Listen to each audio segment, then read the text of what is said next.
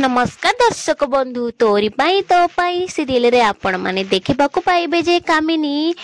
मंदिर भितर ठिया होते से जड़े पंडित पछआड़ू आसिकी कहे कि तम नातुणी तो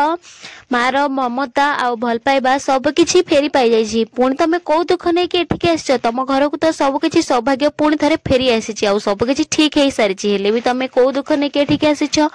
कामिनी कहे कि पंडित आपण कौन कहउछंती मु बुझी पारुनी या परे पंडित कहे कि सब किछि फेरी आसी हेले किंतु सब सत सामना को आसीबा बेले आपण माने से सत को सामना करि परिबे तो आ सेते बेले समस्तकर विश्वास आ सबु भरोसा टूटी जिवो आपणक अगस्ती परिवार से झड़ को सामना करि परिबो तो कामिनी कहिबे कि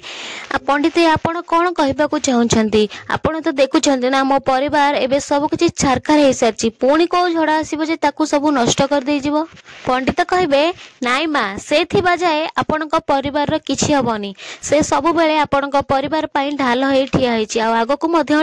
ठिया हेथिबो कामिनी कहिबे कि पंडित आपण काहा कथा कहउछंती पंडित कहिबे कि मु सिया कथा ही कहूछि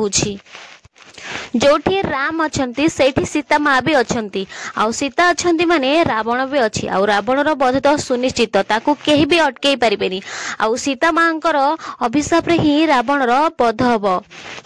तापरे तुम परिवार रो सब किछि ठीक ही जिवो हेले एबे जो झड़ा आसीबा को जाउछि चाकू तुम अगस्ती परिवार सामना करि परिबो तो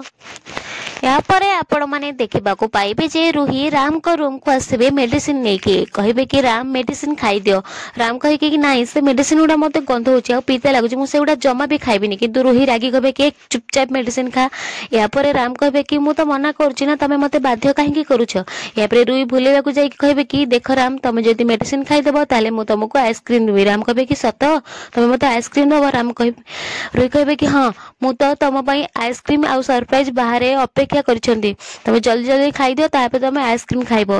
एमिति कह कि रूही जते बेले मेडिसिन दउथबे राम को सेते बेले चिकी आसी कि पहुंची जिबे आ रूही रा हाथ को धरि पकेबे कहबे कि तू राम के सब को मेडिसिन दउछु चुपचाप कह